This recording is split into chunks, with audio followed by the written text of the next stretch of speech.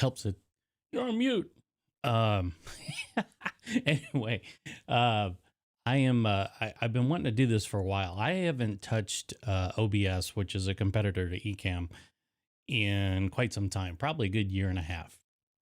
And I thought it might be interesting to give it a shot and see where it's at and kind of compare it against Ecamm. I'm trying to be pretty fair. I mean, obviously, most of my experience is with Ecamm, and I'm a moderator for them, so I tend to lean heavily in that direction. But that said, um, I'm always open to trying new things. I think it's important more than anything else just to understand what is out there, what tools are available out there.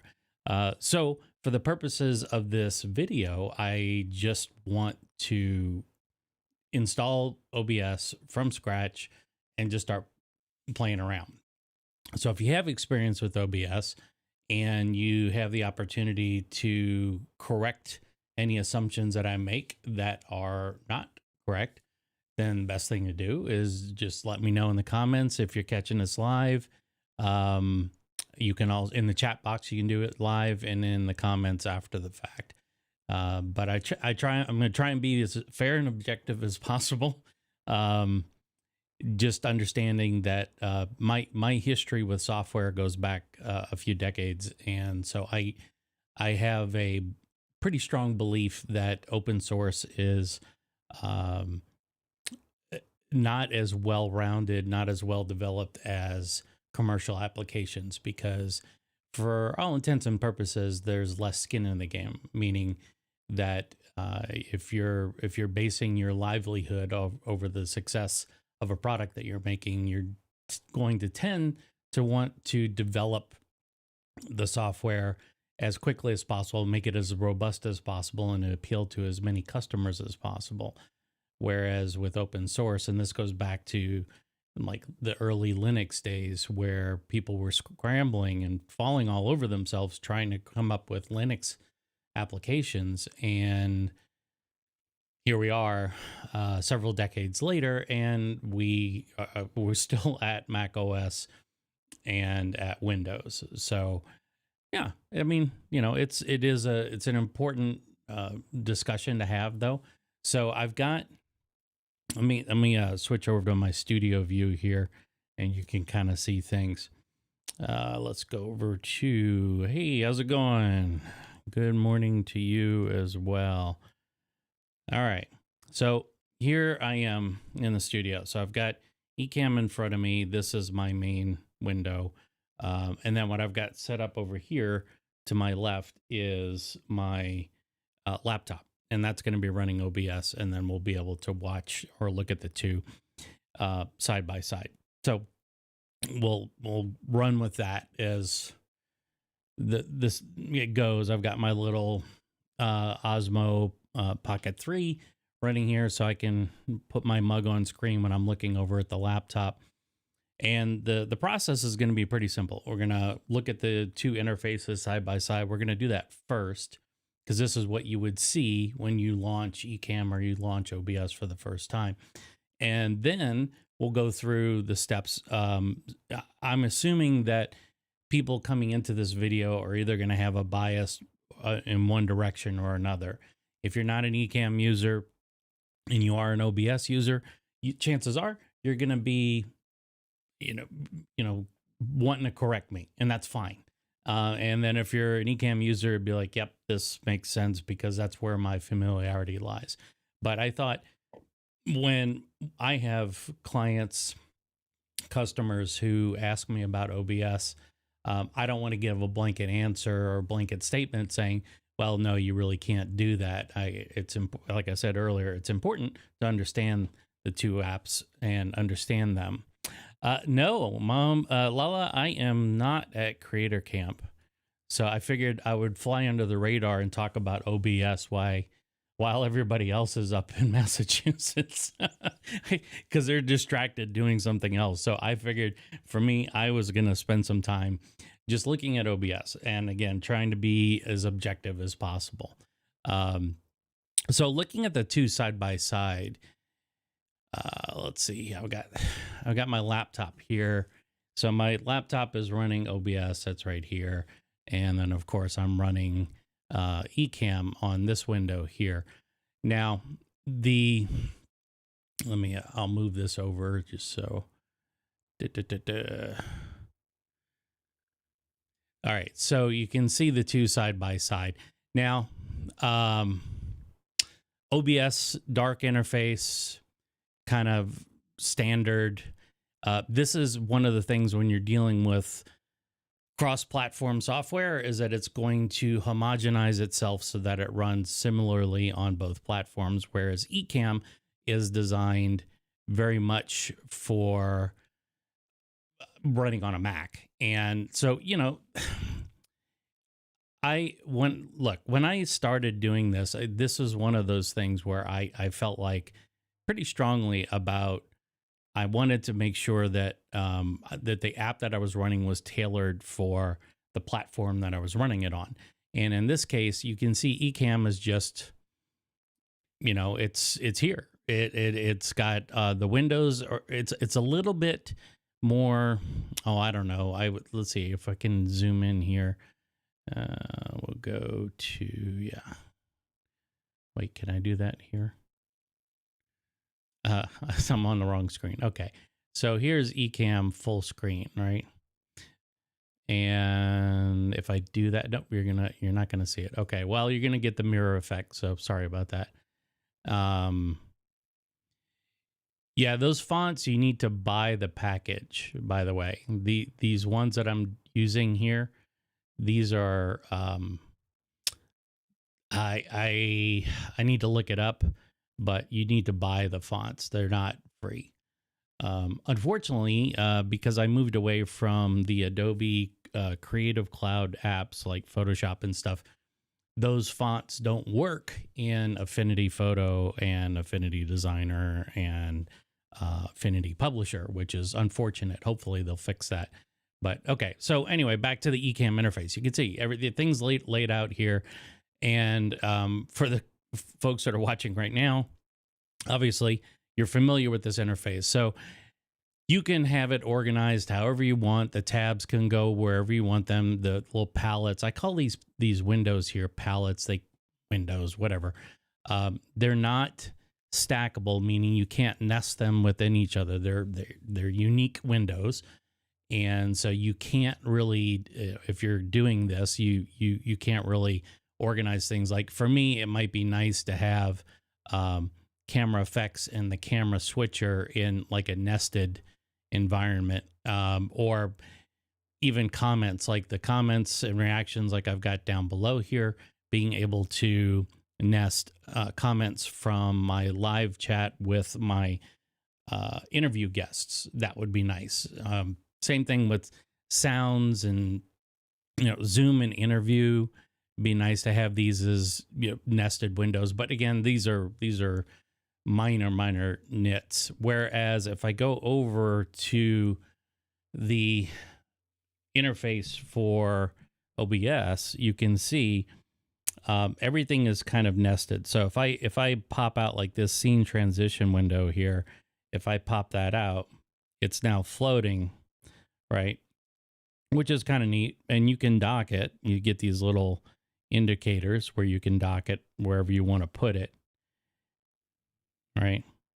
And the nice thing about this is that it adds some structure to your interface. So if you're a big time OCD type like myself, where you want things to be in a place and stay in that place, this interface is actually quite nice. I prefer the dark interface with both Ecamm and OBS. I like the darker interface because I think it looks better. Overall, I just think it looks better. Let me pop my Osmo on here. See if I can throw that in. There we go. Yeah. So you can still see me. And I do have a reason for that green screen, which I will get to later. I'll try not to take up here. Let me see if I can set this to square. if you're talking about moving these windows, the Ecamm windows on top of each other, no, you can't. You can't like embed them within each other. What I'm talking about is being able to nest multiple um, multiple windows within one, kind of like with Photoshop or Illustrator, where you can nest a bunch of them inside a single palette, a floating window, or a docked palette, and then just be able to tab through those. That would be, to me at least, that would be a nice way to kind of clean things up, and then be able to have as many. You could have all of these windows on the screen at once, but they'd be neatly tucked away or embedded within each other. uh, Scenes and overlays, for instance, that might be another one where you would want to have those two nested.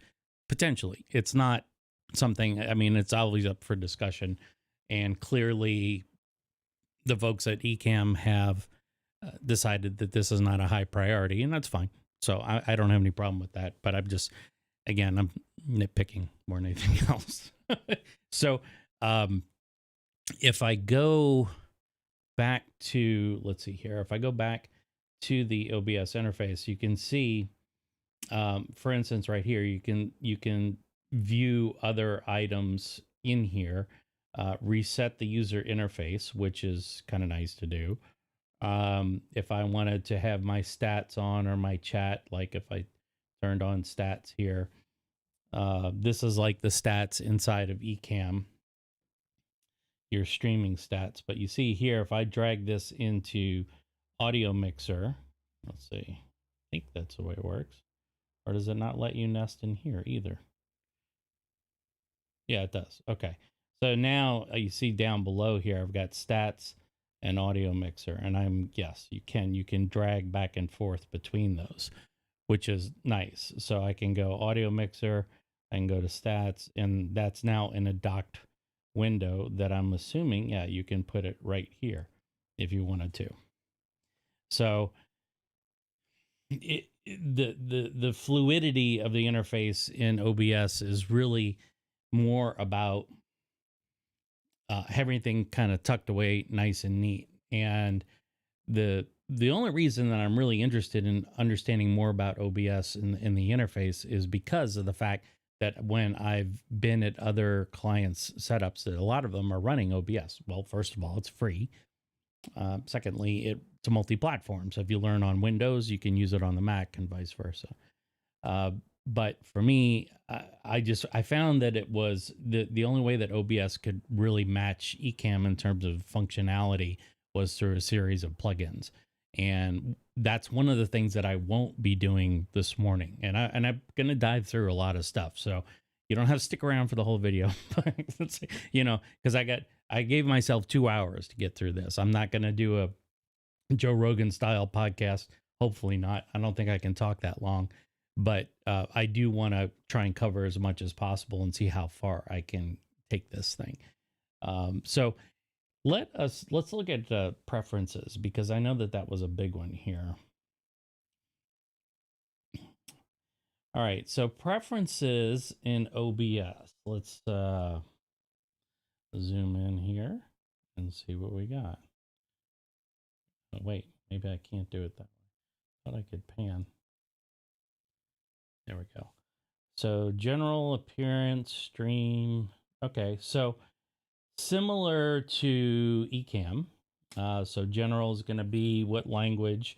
Of course, Ecamm is English only at the moment. So somebody has had to come in and localize everything. You know what? I know Japanese. Do they have it on here? Yeah, they do. Look at that. Let's see what happens. Yeah, let's go ahead and restart in Japanese and see what happens. I wonder. Oh, wow. Okay. Yeah, that is definitely localized for Japanese. Okay, that's nice. That's nice to have that.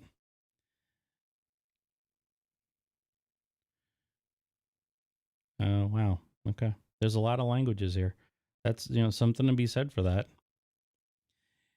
This is one of the nice things about the open source community, is that if there is enough of a demand for something, they will make it happen.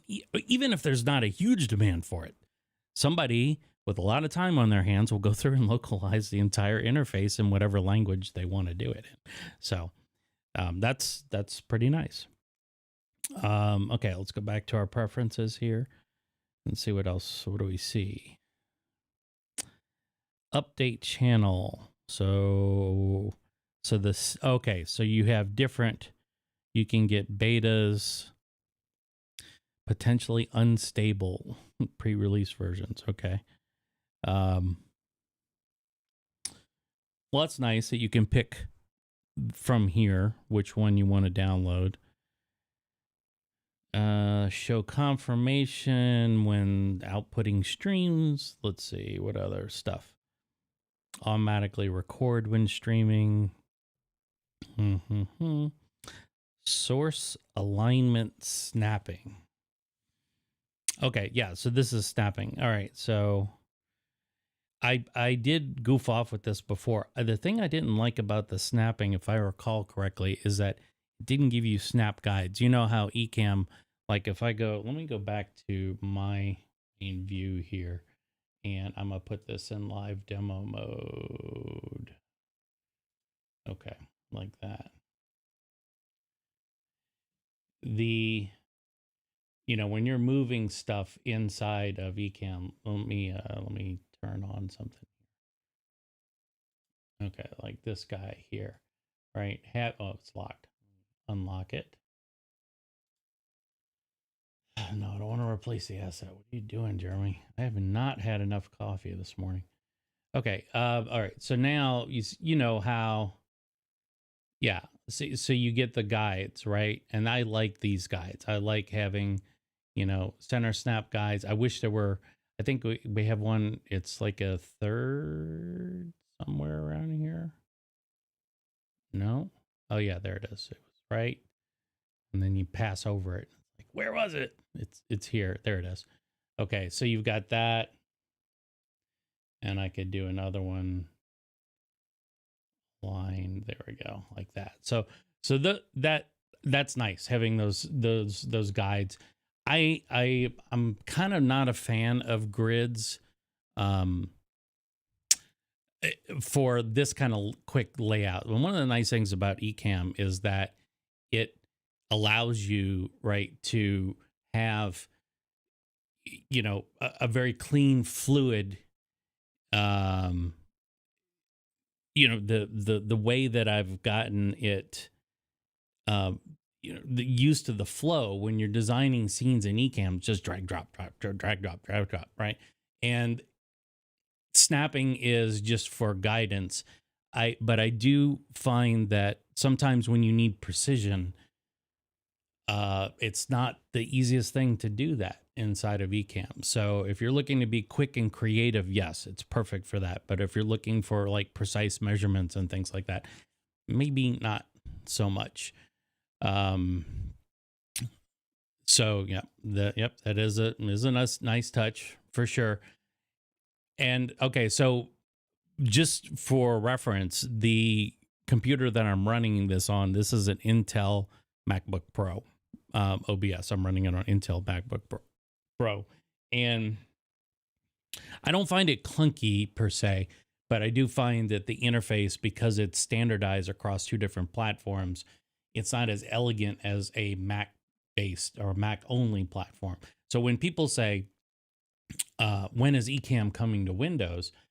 What they don't understand is that you either have to take the Ecamm UI model, the UI paradigm, the way you navigate the interface, and somehow translate that to Windows, and understanding that the Windows user is not familiar with this style of interface. And that there's that. And then the other thing is that do the tools exist that would allow you to quickly develop this user interface inside of Windows?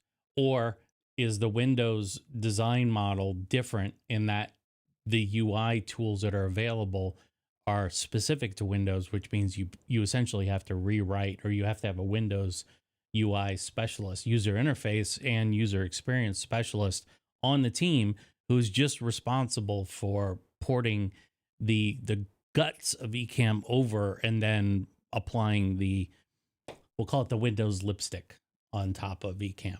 I don't know. It just sounds like it's a lot of work for maybe not a lot of benefit, especially when you're competing against a free product. But then again, they're competing on the Mac space. I think Mac users, and I'm not throwing any shade here, but I think Mac users tend to be a little bit more willing to open up their wallets for quality software. And there's nothing wrong with free stuff. I mean, you look at DaVinci Resolve. I'm not a huge fan of the editing interface, but their color grading interface is quite spectacular, and that interface of being able to wire up inputs and outputs into containers, which is not new, but it is something that's really nice to have because you can visually see the flow of your adjustments. I like that, and that's free. I mean, you can buy the license if you want, but yeah, for most people, I don't have to worry about that. Okay, let's get back into OBS, shall we? All right, back in OBS here. And for all intents and purposes, by the way, I'm using the mic that's connected to my Mac through the Rodecaster Pro. I felt like I didn't want to go through and do everything so that it's all running from the Mac. Plus, I'm not going to start a stream from OBS to my YouTube channel. I'm just not going to get into that. I'm mainly concerned about navigating. I'm sure that the interface for streaming has got its own set of unique challenges and intricacies that I probably should learn, but I don't know what that's going to do in terms of me already streaming to the channel and then trying to set up another stream. I don't know. I'm not gonna worry about that right now. Let's see. I don't know what projectors are, but save projectors. Okay, well, I guess I have to look that up. System tray enable, which it is right here. It looks like the projector is the view. I guess it's kind of what you're seeing from the stream or from the preview. Let's see, hide the preview, hide overflow. Draw safe areas. Well, these things. Okay, so studio mode, this is one of the things that I can definitely appreciate. Studio mode is a lot like preview mode in Ecamm. Studio mode allows you to have a live feed, what is going out to your program at the moment, and then what is queued up, ready to get sent over to the live feed. And I like both of them. I've gotten used to Ecamm's interface for preview mode, but this one is also it works just as well. In some cases, I think I don't know. I think it's familiarity with the app. Let's see. Click the switch between scenes. Shows scene names. Okay, we'll leave all that. Appearance, theme, yummy. Okay, style. We'll just leave all this stuff as is. Stream, so service.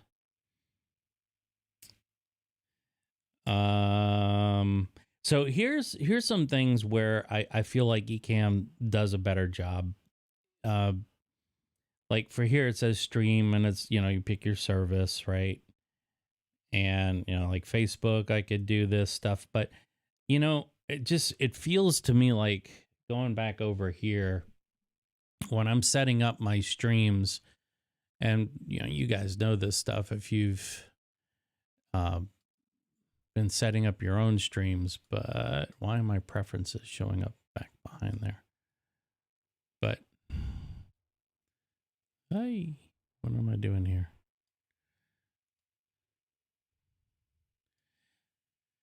Let's see, destinations. See, to me, when you add adding destinations, this just feels way easier to me. Like, I don't know. I just feel like it's easier. You know, you pick your service and then you have it here so that when you do go live, you've got your destinations to choose from. And obviously I've got a ridiculous amount of destinations that I can stream to at any one given time. But yeah, let's see. And then yeah, this one, like the biggest challenge I see honestly with Ecamm right now, and I know that this has been brought up multiple times, and I know Lala, if you're still watching, that this is one of those issues that's come up is streaming to Instagram and YouTube and or Facebook at the same time. It's not as elegant in Ecamm because the way you can format or not format the stream, right? So you want a widescreen stream, right? But you want that sent as a vertical stream to Instagram and have two separate canvases to be sent out. That would be nice. It would also be really nice if I don't know if TikTok does live streaming. I'm assuming it does, but if you were to get into using TikTok, I will not go anywhere near TikTok. You can put a gun to my head, and I'm just going to tell you to piss off because there's no way I'm going near that platform. But I'm sure there are plenty of Ecamm or would be Ecamm users that would love to go and put content on TikTok. So, okay, I got off track there. Let's get back to streaming. Let's go over to the laptop here. And, all right, output. See, this is another thing. I'm going to go back here. Is if you're looking at the way that move this, I know what the problem is here. Let's move that program.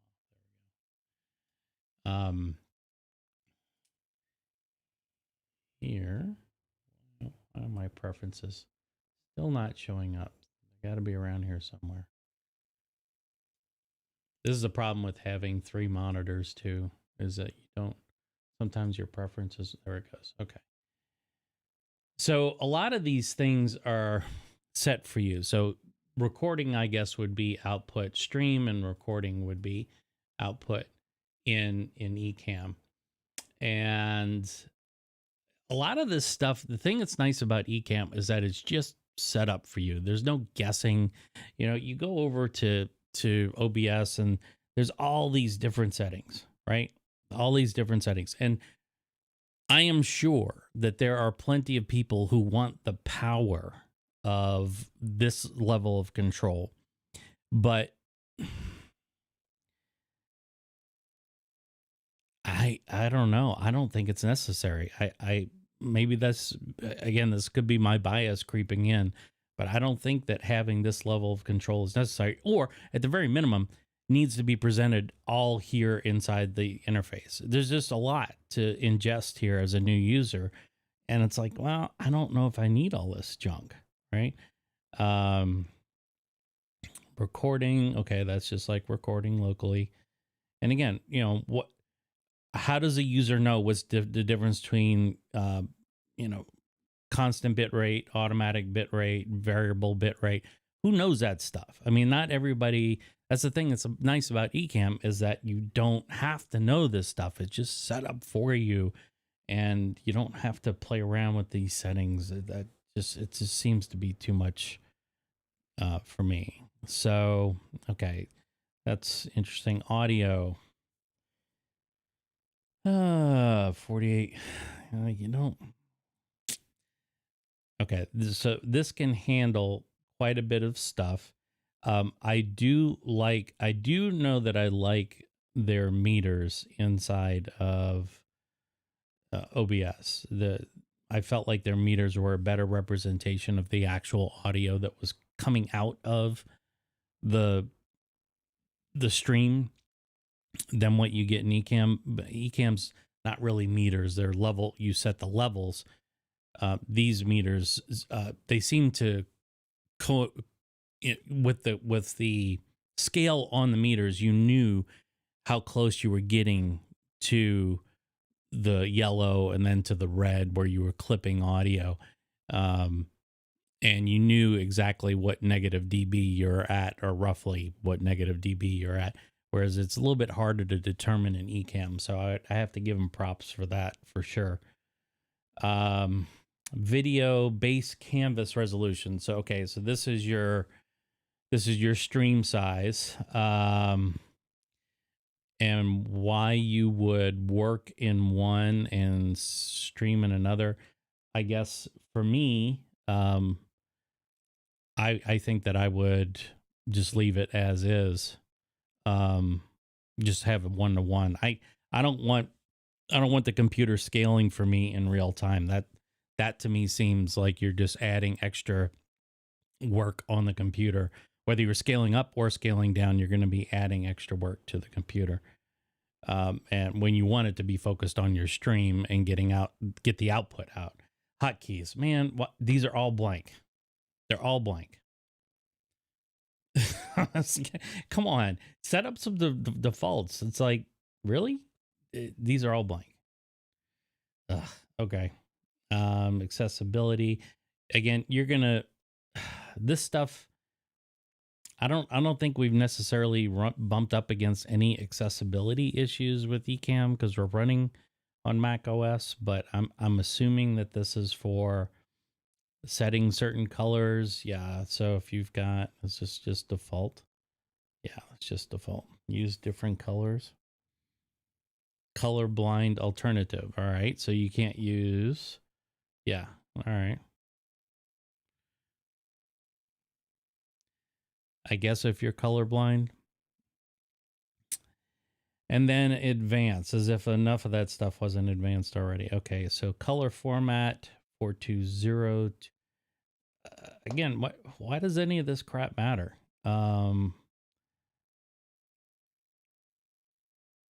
Color space, Rec 709. Yeah, you could do Rec 709. That's super sweet. But YouTube's going to, I mean, if you're recording for integration in the Final Cut, I guess. File name. I don't know if this is necessarily something that would be in advanced. Stream delay. Okay, you want that. Automatically reconnect. That would be nice. That would be nice to have that automatically going. Network. Source. Okay, well, so nothing earth-shattering here, nothing groundbreaking, but okay. Let's get into the meat of this. I want to make some scenes. Yes, see? This is exactly it. Let us okay, so we've been told as Ecamm users that it's easy because it's like a Mac, everything's drag and drop. So let's drag and drop. Now, if you see down here in the bottom of the interface, sorry if you got a earful of me drinking coffee. Over here, you've got scenes and sources. Sources, I've come to learn, are overlays, what we call overlays. So you have to have a default scene, main scenes. I think I called this one main. I will be 100% transparent here that because I didn't want to be completely just in the dark, I did go through the quick start on OBS before I started the stream this morning, because you don't want to see me futzing around with an interface and not knowing anything to do, because that looks bad and it's boring as hell. So I did spend some time at least navigating the interface, but very, very, very, very surface level stuff. So, all right, so you've got your main interface here. And then you start putting in your overlay under sources. So you click plus, and then there's different things. There's all these different things you can add. And I want a, see, now here's a weird one. So I'll zoom in. I wish this thing would pan. Why isn't it panning? Well, here I can just do this. Okay. So you see it says video capture device with a camera. But then you go up here and you say capture card device with a camera. Well, which one do you choose? If I have my camera connected to my Elgato Camlink 4K, am I choosing that as my source, or am I choosing the Elgato Camlink as my source? Am I choosing the camera as a source or the cam? I don't know. Let's just do video capture device, and I'll leave the default name. You have to create a name for this, even though, well, you have to create a name for it. So let's go ahead and say okay, and then you pick the device here. So here you go. So in this particular instance, I do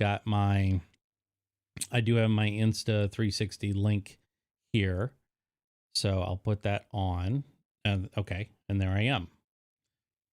Right. So this is set up about eye level from my laptop. My laptop's down here, but I didn't want to be looking down because, yeah, I just didn't want to be doing that. All right, so that's how you add a camera. Now notice it's got these handles on the camera window, and if you click and drag it, see this is one of those things that I hate to say it, but I like it. And I hate to say it because I know this is something that'll probably never end up in Ecamm. Because it's too precise. Now I say that, but maybe I'll be proven wrong. I don't know. Oh yeah, that is allowing you to rotate. Interesting. So here, for instance, if I wanted to position this precisely, there is a snap point somewhere around here, but see the guides don't really, they don't, like it's 510 is the dead center, but there's no guide showing me that I've hit dead center. And that part really kind of, it's like, just give me a little line that shows up that knows that I know where I am in the canvas here. But this is nice because if you click on it, you can see exactly what distance everything is from each other. So if I wanted to say put like a, I know that, let's see here, let's get my logo like that. Let's drag it in. Okay, so that comes in large.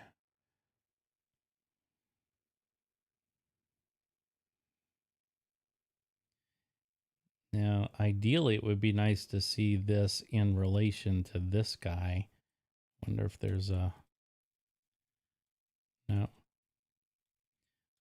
Thought there might be like a command, something that would show it, snapping it. But at least it tells me where this is. So, I don't know. It's... sure, whatever. Let's say I want to put a background on here. Go back and here we'll do this.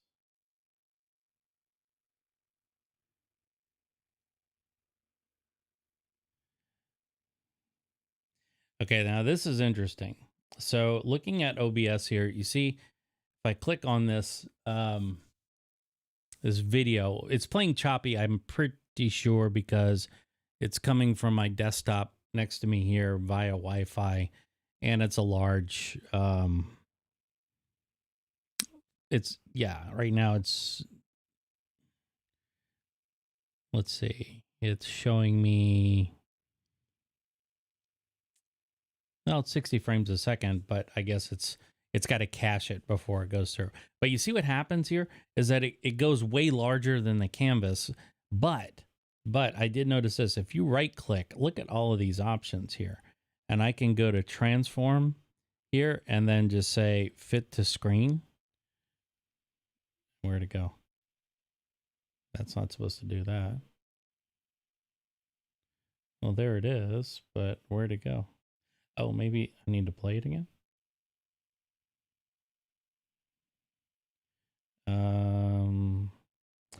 Properties, loop, tell it to loop. Okay. And then we're going to move it. So you can drag it kind of like you would in overlays. You can drag it behind. And that works. It's clearly playing in the background. My my little laptop fan is starting to go into jet engine mode at this point. So, you know, that's I got 3 cameras I'm looking at here. So so I'm gonna focus on this one because we're looking at this one right here. So what I'm seeing here is that it does, you know, the drag and drop does work all the same. I'm guessing, let's see, set color. I guess that's a different color. You can rename it, move it up, move it down. These are all nice to have. These options here, these are kind of nice just to have quickly available under transform. Resize output. Blending mode. Oh, you know what? I was actually wondering about that. So blending mode, what I've got going on my Ecamm here is, if I go to the home screen here, actually I should just create a new scene. Let's do that. So you see, I've got the Basecamp logo, and then I've got this movement, looks like sun flares. With this is just the video that I'm playing right now, with the kind of the aurora thing going, and I believe that is just set to, what's the blend mode? So color dodge. So let's see if we can get close to that here. All right, I'm gonna go back here and we will create it. Let's just create a new scene. Let's try that. And this one will have my Basecamp.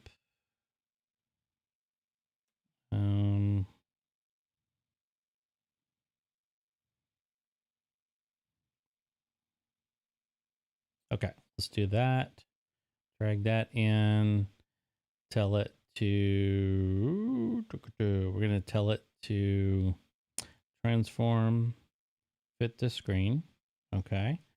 Now we'll take that video that we just did. Let's see if we can copy it from the, let's see if I do copy here. Scene 2, paste a reference. Interesting. So if I make changes to it, oh, that's a video capture. That's not what I want. Go back here and we'll copy and then go to scene 2 and see if I can just paste it above. And then let's see, let's go to properties. That's fine. Right click, blend mode.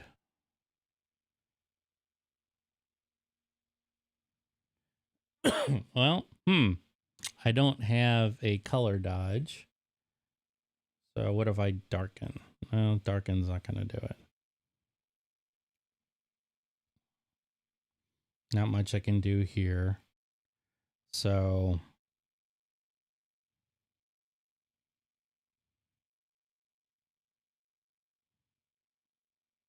not quite exactly the same. It's doing subtraction here, but no, we don't want multiply. and we don't, lighten's not the right effect either. If you look at the difference between the two, you can see they're different. I mean, they're definitely different, but is it, if I go back to my screen here, let's go to new scene. No, it's clearly not the same, right? Turn off this one. Okay, so yeah, I don't know. I and I'm kind of on the fence about that, but at least there's something that can be done inside of OBS. Now, the thing is with OBS is that, like with a lot of these things, go back to this screen here, you can click on any one of these options here, or any one of these sources, and if you click on filters, you can add both audio and effects filters, right? So if I wanted to go here and well, let's try chroma key, because I got the green screen behind me, and look at that. Sure enough, look what's going through the back of the screen there. Now, does it, I mean, I can see, oh, it's tracking me. I didn't mean to turn that on, but okay.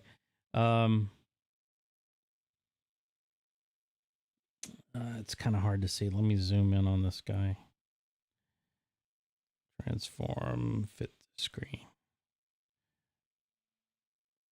That's not a bad, for green screen compared to Ecamm, it's about the same. I mean, it sucked. Wait, this way. It sucked into space, right? No, it's not terrible. Certainly not bad. Let's see if we can add some audio here. So how do we do that?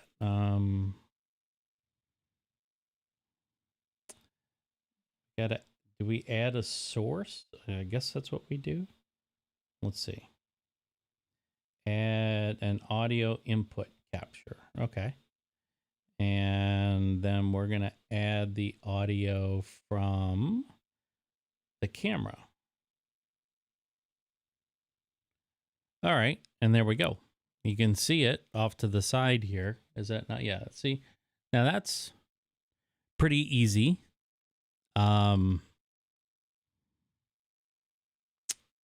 Let's see. It's, and I'm guessing I can go here and under, I go to filters, and I can add audio filters here. So this is kind of neat. So you can do a compressor. You can add other plugins. I know that this was talked about through the Ecamm folks, is that there was something going on here with respect to, like, they were going to do like VST plugins or something along those lines, but having an equalizer built in here, the only problem with that I see is that if you're already using a Rodecaster, I don't think you need to use any of this stuff, because the Rodecaster's got it all built in and it's real time. So, why you're going to, when you do anything through the computer, anything at all, it's going to go through the computer, get processed, then come back out, and then, make its way into the recording. And I pretty much guarantee you that it's going to be slower than running it through the real time inside of Ecamm. So let's see. Now we've got that.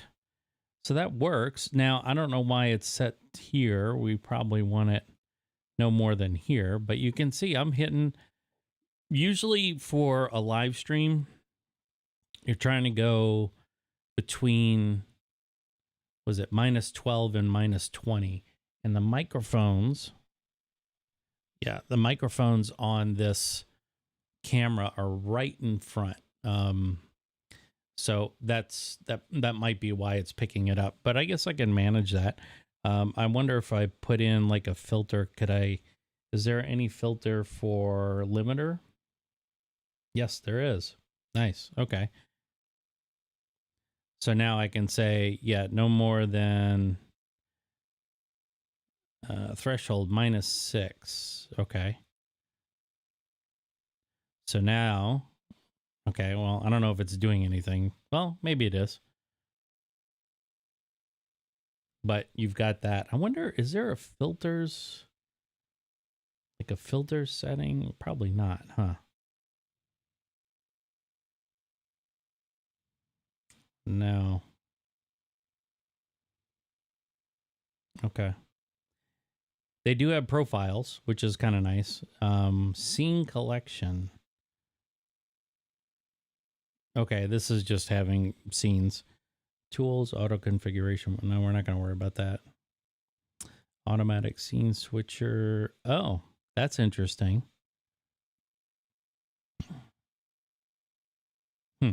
Okay, well, I'll have to take a look at that. Let me go into studio mode here. So studio mode allows me to pick what scene I'm queuing up and then what scene I'm going to. So if I click transition, see, it swaps the two. That's actually kind of nice. I don't know if I need this big of a gap. It'd be nice if they could squish that UI a little bit over so that, I mean, I guess you could turn off this stuff, right? You could get rid of, just, is there a way to close this? No, I don't want to do this. Scene transition view.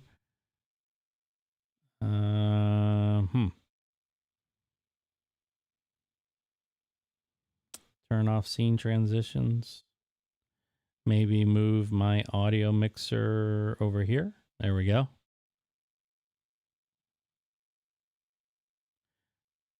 Huh, that's interesting. Okay, so if I go back, notice that the audio, okay, so I remember this. I remember this happening before. So my audio gets lost going into the new scene. So is that something that I can I copy that across?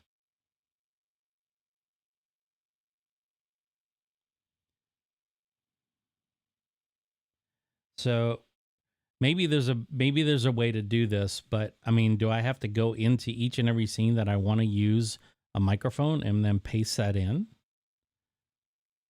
Really? Do I have to do that? And it's not even, why is it not even showing up here?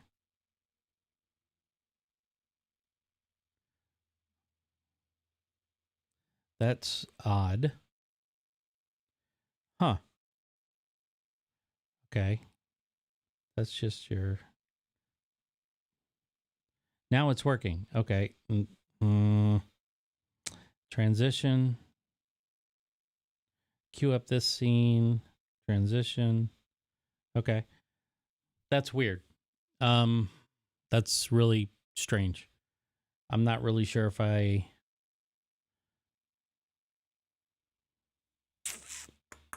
huh. Okay. Well, hey, it works. But I'm not, so you pasted a reference, which means if you change one, it's going to change all of them. I guess in order to not paste a reference, what you would have to do is just create a new one. Or, well, no, there's paste duplicate. So why can't I do that? That seems odd to me. All right. Well,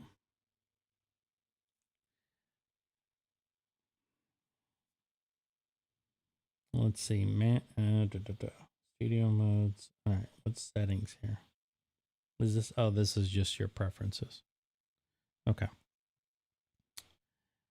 Oh, by the way, this is the latest release version of OBS. I I don't know if I said that at the beginning. I don't think I did. So I'm running Ecamm latest release, which I think is version, was it .11? Let me see. About this 4.3.11. So this is the 16th of October. So these are the two versions that I'm running. So OBS 30.2.3 and 4.3.11 on Ecamm. And I'm also running on Sequoia Beta 15.1 on both of these, which was just released. The new beta was just released last night. So if there are any quirks, it might be the beta of the operating system. I'm not sure. But notice that now my CPU level, I was just looking down at this. Why can't I scroll? But you notice my CPU level here is 51.8%. Not really doing a whole heck of a lot. That's interesting. I'm using quite a bit of processing power to have two options. Let me turn off studio mode and see if that drops down. Yep, it's coming down a little bit. Okay.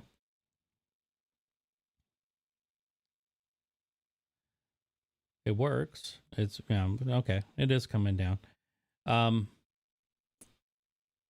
Interesting. Toggling in and out of studio mode is different. Huh. Transition. Now, can I set...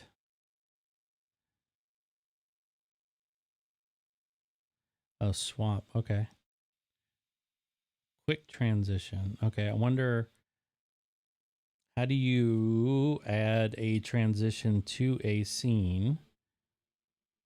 Like if I want to go from this to any other scene, do I add... Oops, I don't want to add a scene. Properties? No, not properties. Filters?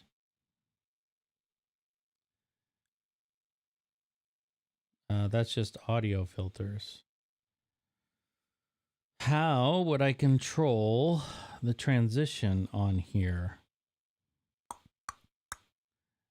Maybe this guy? Effects? Huh. There's got to be a way to do that. Oh, well, how many people we got watching right now? Ah, okay.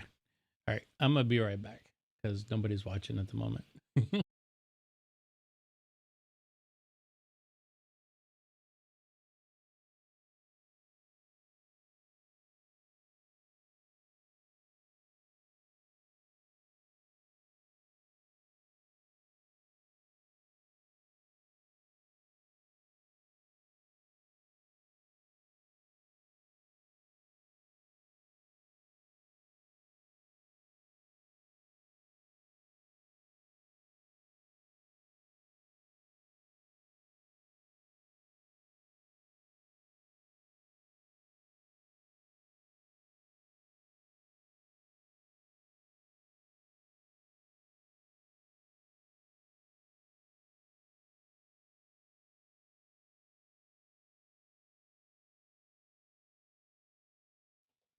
Okay, so we're back. So let me take a look here.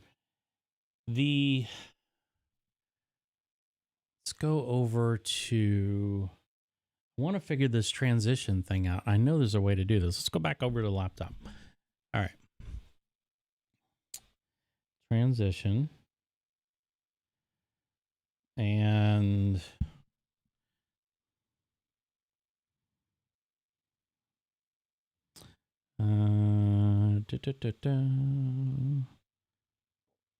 scene transitions. There we go. Fade. Okay, let's do this. Can I put that here? Cut and fade. That's it? No. Okay, here we go. Luma wipe. Okay, let's do slide. left to, okay. Let's see how that goes. All right, that works. Transition.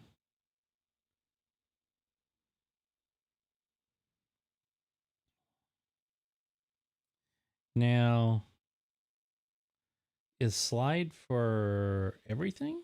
No, it can't be right. Stinger. What is that?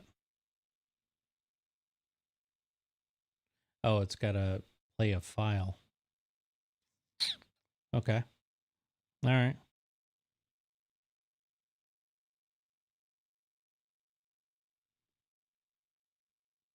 Luma wipe. All right. Do that.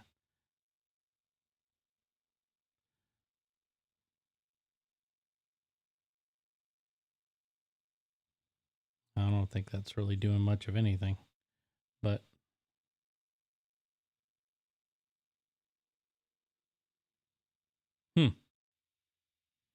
very interesting. Okay. Well, can I put that here? Can I dock it? There we go. Scene transitions, controls. Well, I gotta hand it to OBS. The user interface and the configuration, the way you can lay things out. I gotta say, I'm kind of a fan. Just because I like everything structured in its place. Again, this is absolutely no shade on Ecamm at all. I think that the way that Ecamm works is ideal for the most Mac users. It just seems that it would be nicer, have a little bit more flexibility in the way things are laid out. And that's why I use an app called Moom, Moom, Mike Oscar Mike, to control my layouts inside of Ecamm, because it once I get it set up the way I want it, I just save the layout and it works. Let's see here. And let's see, what else do we have inside of here? I want to add some more overlays. So let's do this. Let us look at some of these are obvious things. It says text, free type 2. Okay, we'll call it name. Okay.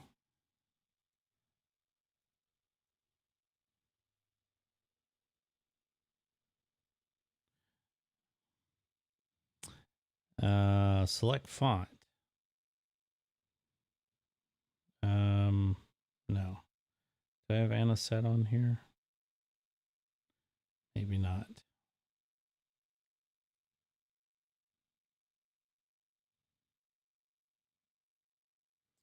No, but I have some other fonts.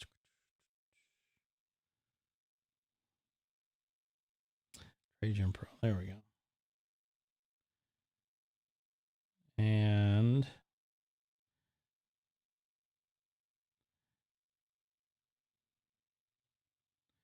color outline. Let's do drop shadow. Can I control the drop shadow? Does not look like I can. Outline.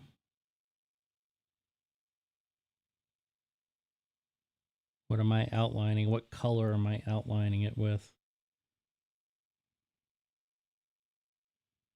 Is that color 2 that it's doing it? I don't know. Doesn't there's no indicator about this.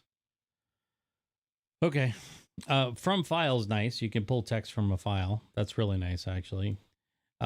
For people who are pulling in lyrics, like for a hymn, if you're doing any kind of like church service streaming, it'd be nice to just have a text file that has your hymn there, and then you could just have this going and automatically wrapping. That would be nice. But okay, can I tell it to fit? Oops. I didn't mean to do that. Transform. Fit to screen.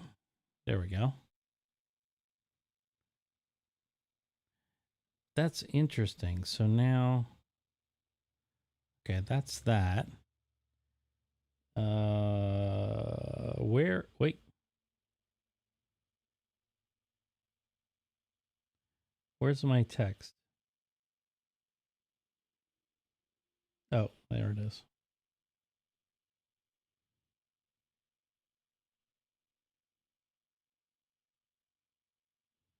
And why is it? Okay, because I did fit the screen. So if I do this and then if I size it down, there we go. Okay.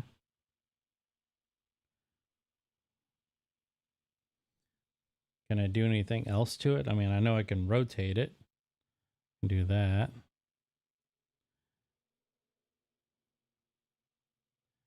How about shapes? Can I do a shape here? Media source. No image, but can I do like a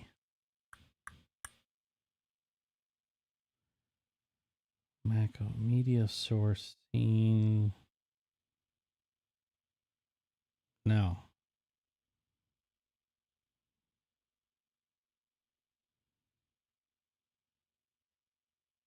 So no shape tools, huh? Am I missing something? What if I go on the filters here? Effect filters. Can I add?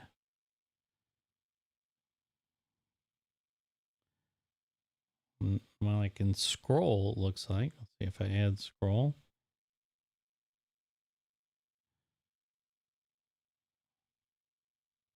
What just happened?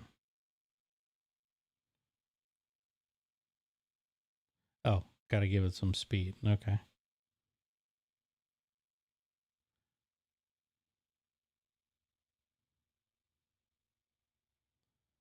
If I do this. Well, that's interesting. Hmm.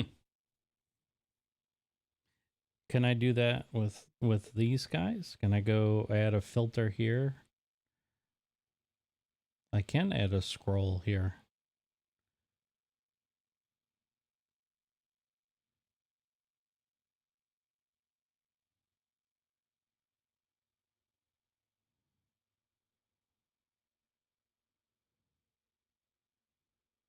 Okay, that's silly, but I'm I'm not gonna do that. Excuse me. I'm not gonna. That looks silly, but how would I animate this if I were to go like here? How would I animate this coming on the screen? How do you animate sources? All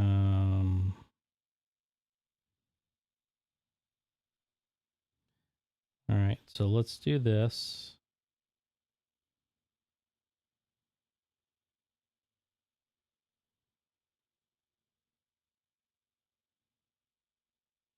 Okay, so I can slide that in.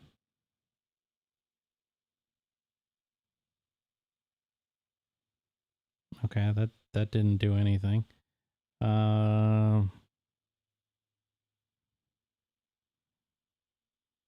Hmm.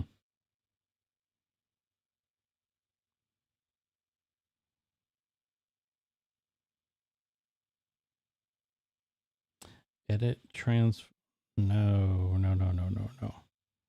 This is nice though. Edit transform so you can actually pick the position. That's kind of nice. Top left. So can I pick center? There we go.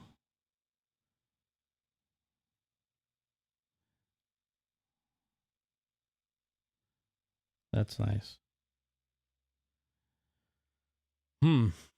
Well, folks, that one's there's got to be a way to do this.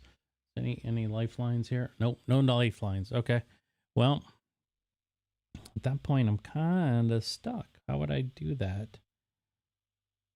Let's do this. We'll phone a lifeline here. Now to animate source on OBS. To trigger the animations, click on the visibility icon on source tag.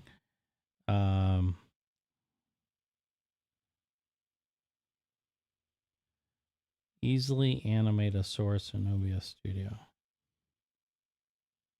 All right, let's see what they say. I'll just says it's 8 minutes, so I'm gonna turn this off.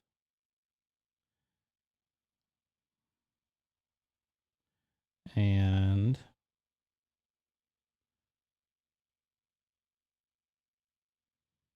okay, that's animating. Filters. Oh, come on.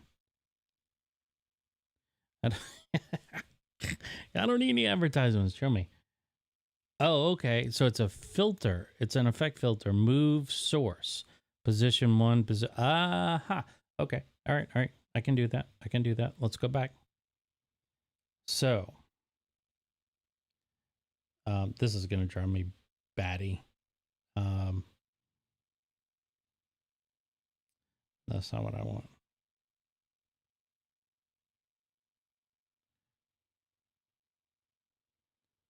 No. What was that?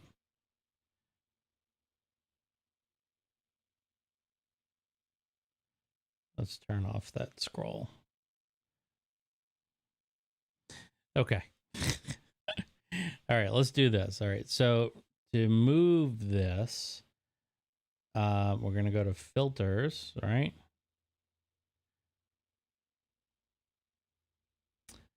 And let's see. Scaling aspect. No. Okay. What am I missing?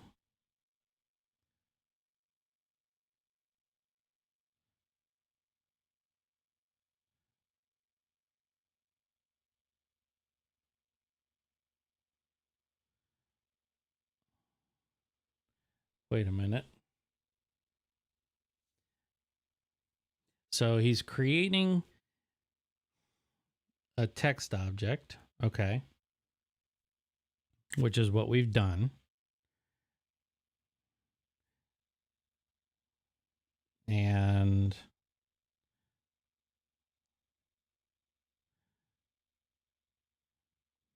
we go transform, edit, transform. Okay. Yeah. Okay, fine. That's what I did. Okay. And now that we've got the text object in there, what does he got going on there?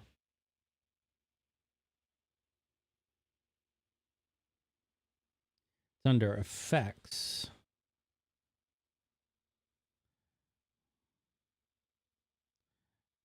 Okay. Create. And we're creating move source. Okay, that's a filter. All right. Well, so let's see here.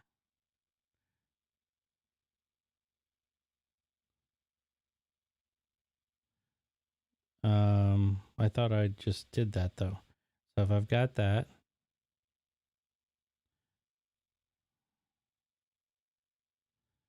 I'm missing something. There's got to be something on here that I'm missing, because that should just show up, shouldn't it? Edit, transform. We're going to go. I wonder if there's a way to default to center on your objects.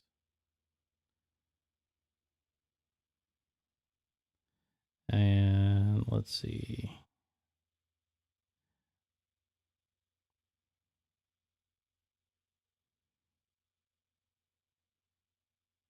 Huh. Okay. Well,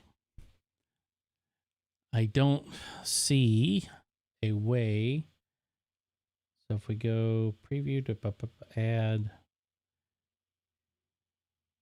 no, we're not adding anything here. So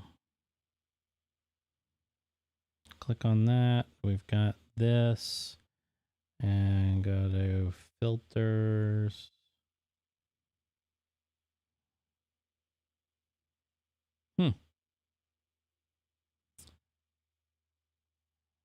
Scaling. No, I don't think it's scaling aspect ratio. It's going to be something else. I wonder if okay, let me go to this guy and go to filters and see if I can move this one. Nope. All right. Well, I'm kind of stuck here because I'm sure there's a way to do this because I saw a guy clearly doing it. So, not that obvious.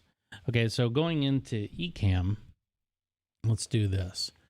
If I want to animate something, now, to be fair, in Ecamm, you can't animate like a keyframe animation. That's kind of a bummer to me, but I'm sure at some point it will. But like, for instance, I've got,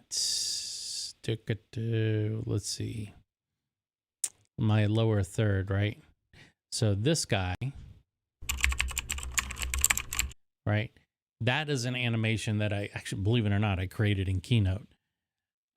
So it fading on and off and all that other stuff I did outside of Ecamm. I did it against a transparent background, and then I just brought it in as a movie file. But having things zigzagging all over the interface, matter of fact, just moving something in, like for instance, Basecamp here, if I wanted to, I could just tell it, to transition in. I could say spin in from the right. And if I toggle that off, it goes away. And then it comes on. Spinning actually works great for circular logos. But yeah, so that's my kind of introduction, my own personal introduction to OBS. I'll be really curious. Look, if you've stuck with me and you watched for the past hour, 20 minutes or so, let me know in comments. Please let me know in comments if you have tips, suggestions, or things that I am just utterly missing. Now, I am 100% certain that if there is anything that exists on OBS that is not obvious. I mean, I realize OBS is a very deep program, and I also understand that OBS is even deeper when you add in third-party plugins. I get that. So I'm not discrediting that or discounting that at all. But I would be genuinely curious to know what advanced techniques do you like, or maybe you can steer me in the right direction. Let's say if, for instance, if I want to take this logo up here and on some cue, move it over here. How would I do that in OBS? Because I can't do that in Ecamm currently, not without creating like a separate animation file and then making that move from, it would look like it's moving from one point to another. There's no way to currently do that in Ecamm. And I think that's probably, one of the things that you can do in Ecamm that you cannot do, it looks like you can't do in OBS, is, if you want to create a shape like here, this one's just got a blur. Let me zoom, just do color. But, being able to put that anywhere you want. And then, for this one, it's set to a rectangle, but I can do, different. This is a squircle, and I can size this up and round the corners. And this is one of the more powerful features of Ecamm that I really enjoy, is that you can go through and quickly add content to your video stream, whatever it may be, using simple shapes, and these shapes can be blended. In this case, this particular one, let's see here. If I wanted to go set this to blur, I could do that. And if I wanted to blur my face out, I could absolutely do that, right? Or I could set this to be kind of pixelated, right? If I'm going with that look and increase the pixelation, right? I can do that kind of stuff within with Ecamm very quickly. And, you know, more importantly, like for something like here, if I wanted to set my blend mode, what was I doing before? Color dodge. Yeah. So I can do this stuff very, very quickly. And what's nice is that the properties for the objects in your layout, in your, I guess if you were an OBS, or if you are an OBS user in your canvas, these objects they're easy to move around and they retain their settings. And if you need to, for instance, if you needed to quickly clone this, you know, you just, like on a Mac, you do anything else, you just hold down the Option key, right? And if I wanted to set the other one over to, that's a drag. Okay, let me, I don't know why those things are like that, but let's say I wanted to set this to hard light. I could do that. There's, you know, and then as far as like text goes, if I wanted to put text on here and then have the text have certain effects, like it's super easy to, you just, you know, click on your text overlay. And in my case, I'll just type in text like this, and here it is.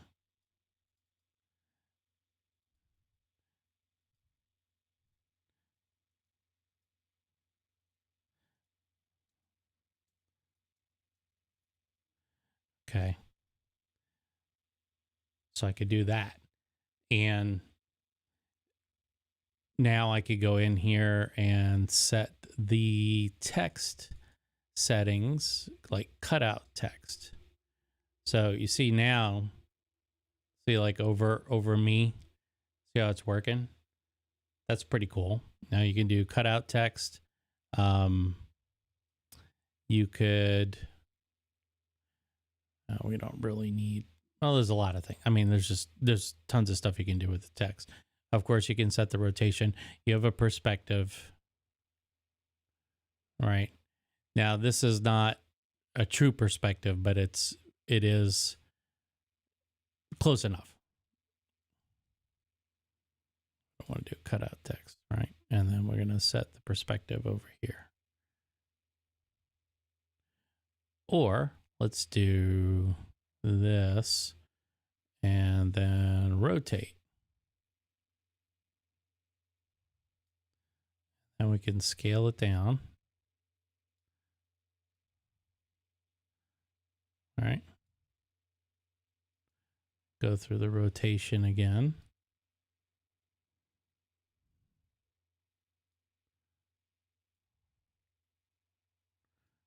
So you could do, if you wanted to, you could do something like that. And you know, clearly you could play, but you can play around with it. But you know, also at the same time, you're just, you know, you can do this all visually, which is really nice. So you know, I feel like they each have their strengths and weaknesses, just from a casual observation. And I don't consider myself necessarily a master of Ecamm. As a matter of fact, I don't believe there's anything anything like a master in the traditional sense.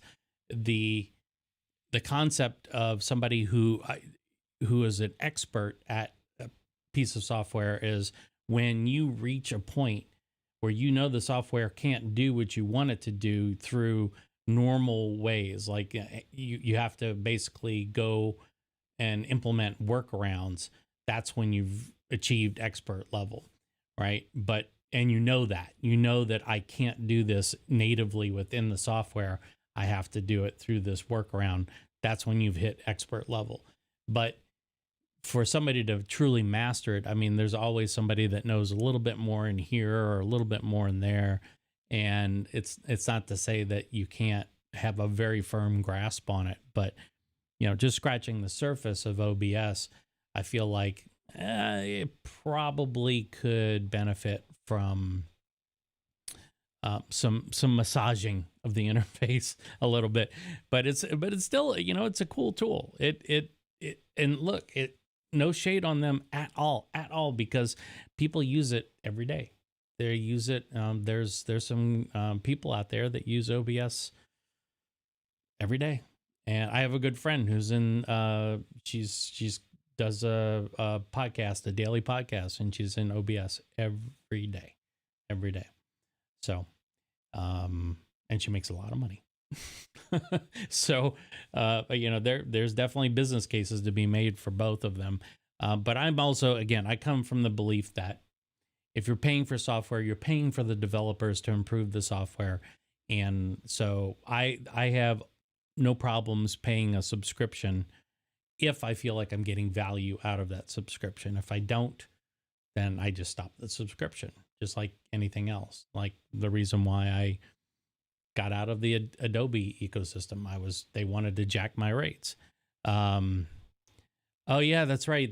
That's right. The Creator Camp was I totally forgot.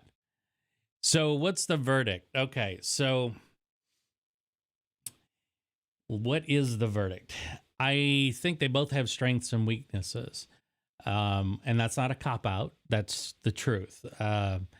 When you were away, I was goofing off with doing the layouts here and being able to, like animate things. And for instance, just having this little logo rotate on and off the screen it's very easy to do in Ecamm, whereas inside of OBS, I feel like it can get very, very complicated quickly, and there's a lot jammed up in this interface too. So it would be nice, like for instance, getting out of studio mode here. If I'm go back to this scene, it would be nice. You see, I've got my green screen back there. I turned on this. Where is it?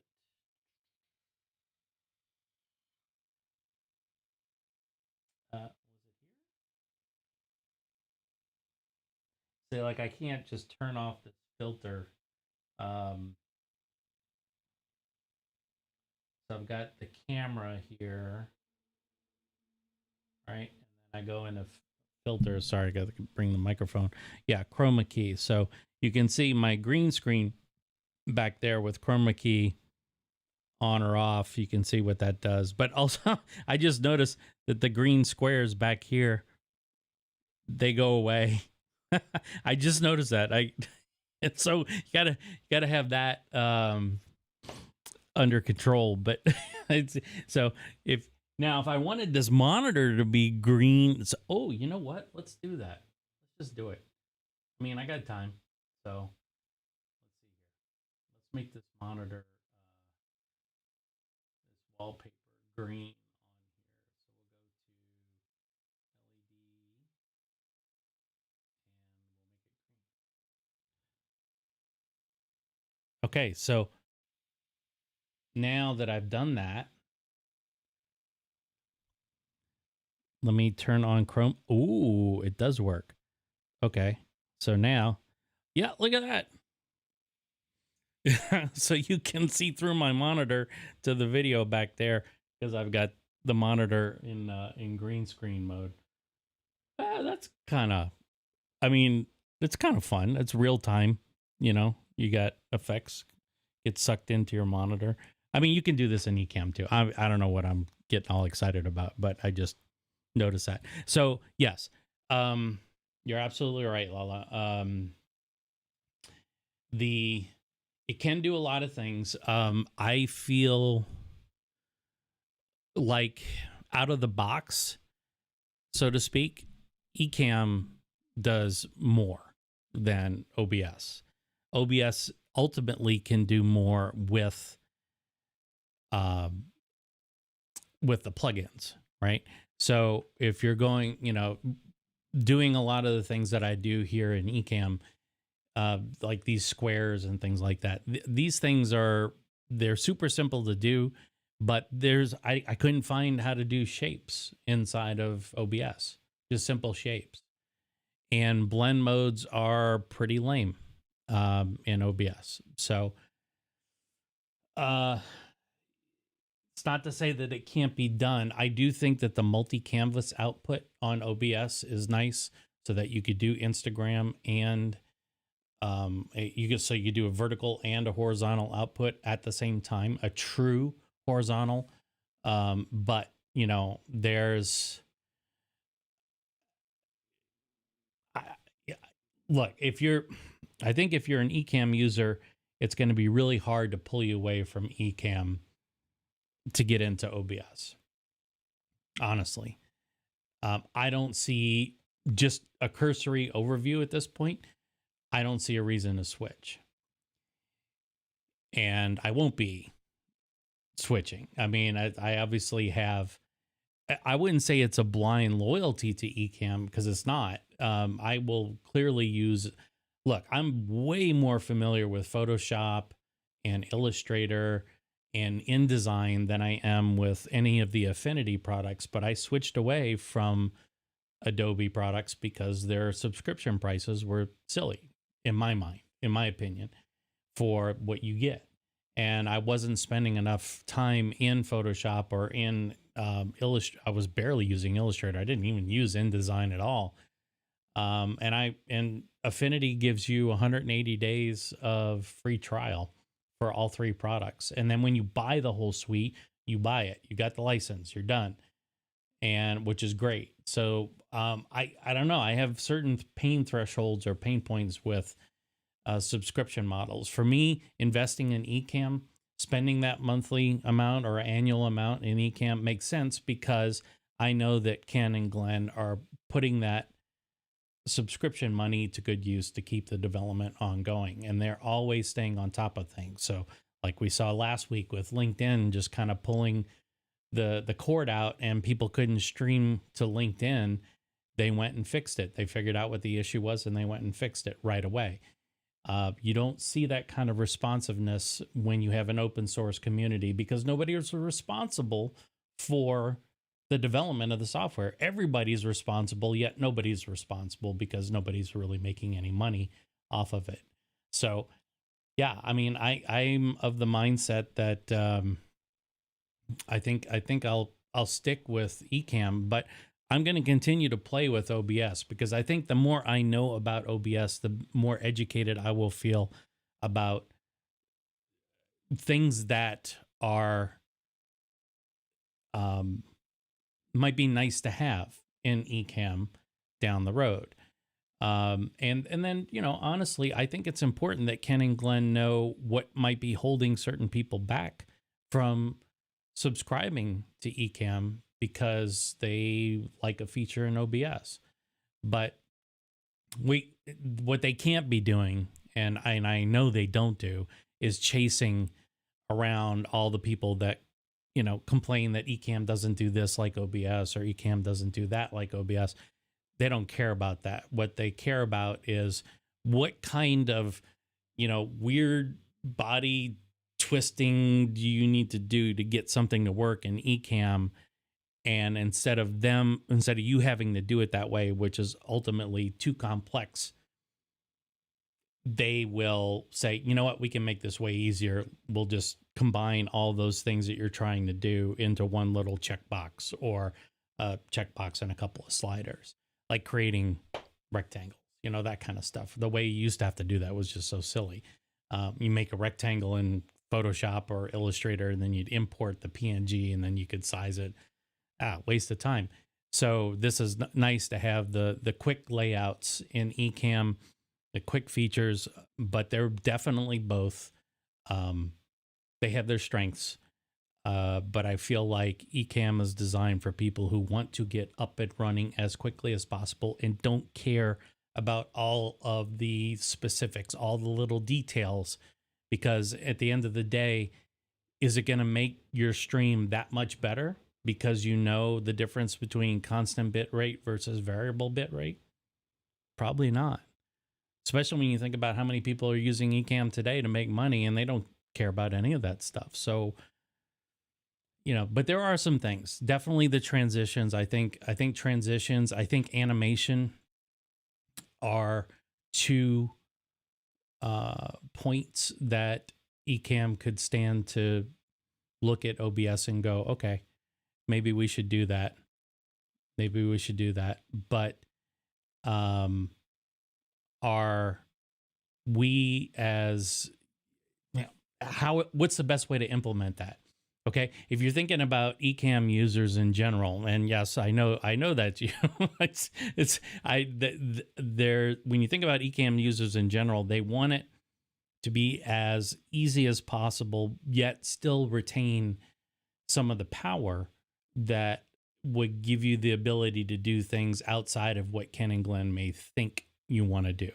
That's the hard part. That really is the hard part as a developer, is creating a feature that's broad enough and is generalized enough to accomplish the goal that you want to achieve as a developer, but at the same time it gives the users the ability to go off and do all kinds of other things that you had no idea they were going to want to do with that feature. And that's hard to do. That's a really tough challenge. So I commend them for getting it this far, and I know that there's a lot of influence from the family, the Ecamm fam, and so yeah, I mean, I would definitely think that this is something that they'll continue to look at. I think. Oh, the other area where I feel like Ecamm could benefit, but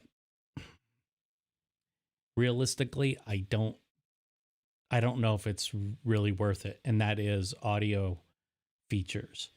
I personally, like, if I'm looking at OBS here, I like this level meter because this gives me real-time feedback and it shows me the readout in the dB rating, and you're trying to keep yourself around -12 to -20 in most cases.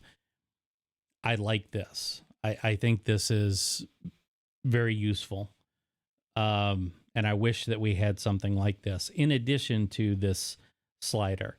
But any kind of audio effects, I don't think we benefit from those much, because what happens is the audio effects have to happen on the computer. When you're running it through OBS, the audio filters, you're adding a compressor or an EQ or something like that, you're doing that on the computer, which means OBS is handling that. And if you already have a Rodecaster, let the Rodecaster handle that stuff.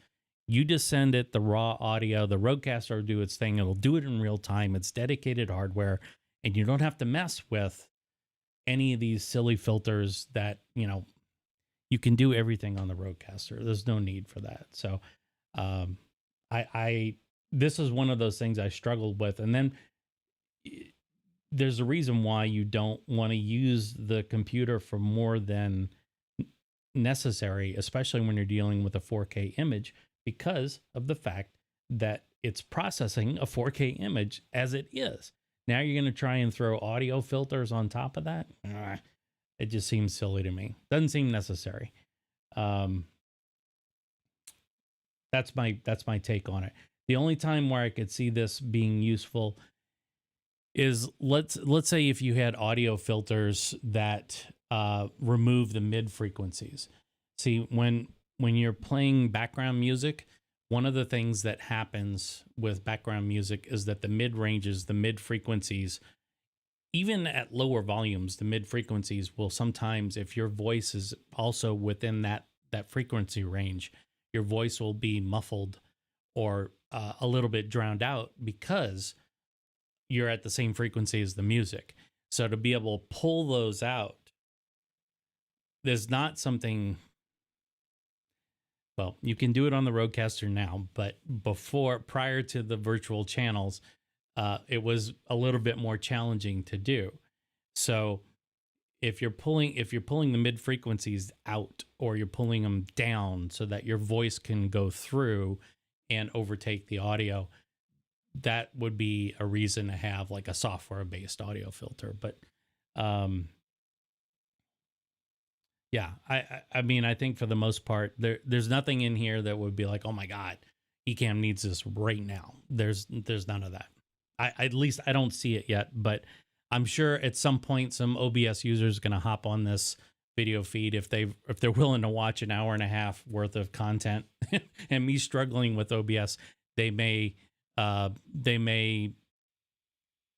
realize that okay, he is clearly clueless. He needs to do it this way. What, you're an idiot. Why didn't you do it this way? And I'm just like any other user, and I hope that for Ecamm users who are looking at OBS and they're able to watch this video, know that you're dealing with somebody like myself who's had a lot of experience with Ecamm, and I'm still finding out how to get things done in OBS. It's not intuitive. I'm sure people who are coming from OBS would say the same thing about Ecamm. It's just your familiarity level. Not much I can do about that. It's just the way life is. Sometimes with software, you're going to find yourself sometimes having a very clear idea of what to do and how to do it. And then there's other times where you're going to have to hunt and peck. But the nice thing about Ecamm is that you can go play and you're not going to destroy anything. And to be fair, I don't think OBS is either. I don't think you're going to wipe out anything. I just think there's way too much control over what's going on inside of OBS than what's necessary to get the job done. If you want to call it like an expert mode or something like that, they should just hide a lot of that stuff. Personally, that's what I think. So, yep. And you did get a Rodecaster. Yep. That's I think for a lot of people the Duo is fine, and even the Streamer X is fine, but I've found that personally, man, I have the Rodecaster Pro 2, so and I'm totally happy with it. And the virtual channels make it super easy to do a lot of the things that I've always wanted to do with it. But for a lot of people who don't have it, what's their alternative? You got to have a way to get your audio in, and you got to have a way to process that audio. And unfortunately, there's not a lot. Yeah. So yeah, and I'm the same way. I'm the same way. I can sit here and play with the Rodecaster settings, and that is something, if you don't know what you're doing, you can quickly take your audio sideways, and next thing you know, nothing's working like you had it before, and you're like, what did I do wrong? And usually it has to do with routing, and usually it has to do with things like mix minus, where people start getting doubling up of audio and echoes that they like to call it, stuff like that. And yes, that is a concern. That is a concern. But once you understand that you really can't hurt it, and the worst case is what I do with the Rodecaster, and this would apply, same thing if you had the Rodecaster running through OBS running through the Rodecaster, is that you save your show with your settings, right? So you create a show inside of the Rodecaster. It has all your settings exactly like you like it, right? And then what you do is you go and tweak and tweak and get it to, maybe make some small improvements here and there. And if you like those improvements, then you can either save it as a new show or overwrite the existing show. But you have that option, right? And I've made that mistake so many times. I'll sit there and I'll futz with the presets. Like for this microphone, I'm always adjusting this microphone, because I don't know if it's my voice changes, or it depends on my energy level. Do I have a lot of energy, and can I talk, and is my voice loud enough? Is the tonal range where I need it to be? Because sometimes it sounds different, and I have to tweak it all the time. But that, this is just one part of the production process. I don't think the Rodecaster Video is going to be useful for many Ecamm users. There's a lot of reasons for it, at least in its current incarnation. Maybe with future updates to the firmware, there may be some stuff. But for instance, doing overlays like this little Basecamp overlay is fine, and doing overlays inside OBS is the same issue. But you can't do, for instance, I can't do a web overlay in the Rodecaster Video. So if you wanted to have like web-driven content running on your screen, you can't do that. So as much as I want to get one, and I really don't have $1,200 burning a hole in my pocket, I'd love to try it and see how it would work. But the reality is that, I've gotten over the fact that it doesn't do 4K. I can live with that. But the other things, the overlays and stuff like that, I do.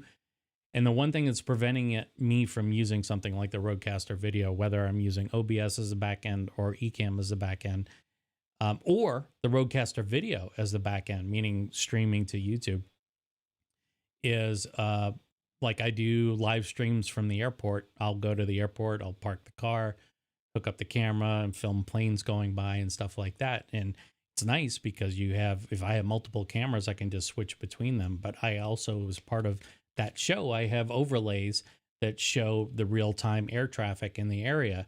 And if I can't pull those up, it's kind of useless to me. I still have to bring a laptop to do my show because of that. Then I would have to have the feed coming from the Rodecaster Video. How did I get off on a Rodecaster Video tangent? Oh, well. Anyway, I would have to feed the video from the Rodecaster Video into Ecamm and then put my web overlay on top of that. And that's just, yeah. I mean, at this point, why bother? You got a built-in switcher, and that's another thing. I noticed that the OBS switching. I will say this, Lala, too. If you're still watching, the way that I was doing scenes inside of OBS, I didn't like the way the audio worked, and maybe I'm missing something. And if you're catching this on the replay and you have a suggestion on how to do the audio so it's copied over scene to scene, this is what I'm talking about here, is that if I go, like if I create a new scene here, I'll just call it scene 3. I also don't like these modal dialog boxes. It drives me crazy. Just create a scene. Just create a scene with a default name. Let me change it later. I don't need these boxes to come up to do that crap. It's one extra click that's not necessary. But you see, notice now I have no audio. So even if I put my camera in here, like if I go in, so this is another thing. So let's just say I'm creating a new scene. I go to video capture device. I'll pick the existing camera that I have here, like this. Where's my audio? It's not there. So then I need to go in, add audio input capture, choose the existing one.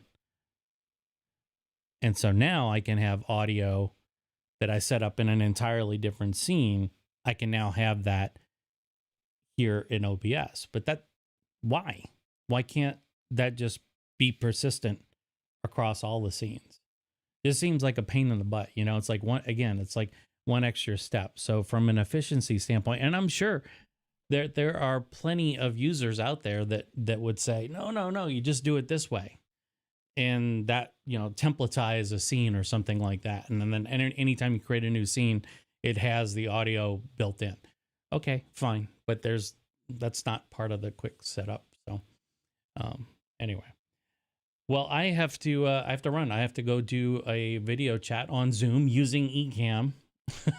So thanks for watching, and yeah, this is I have a new toy. I'm gonna talk about that this week. What is this guy? Okay, so if you have used a DJI Osmo Pocket 3, this may look familiar. This is a company from called Scotty Makes Stuff, and this is a 3D printed what they call Z-axis arm. So if I take I'm going to pull my Osmo off Ecamm here and I'm going to talk about this. Hopefully I'll get a chance to get to it. If nothing else, do a live. But you see here, what this does is it stabilizes. So as I'm walking, it actually stabilizes the image so that this guy, although it looks like it's bouncing, what's happening is it's counteracting my movement of my hand here. And you put your phone here so you can watch a live view of what the Pocket 3 sees. And I've been able to walk around. It's almost like having a steady cam for your Pocket 3. And I did some really cool video last weekend using this thing.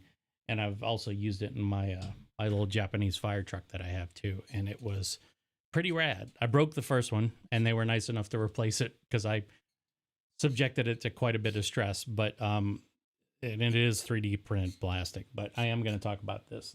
Hopefully I'll get a chance to make a video about it. So, all right. Until next time, y'all take care. And I will see you around. Thanks, Allah. Take care.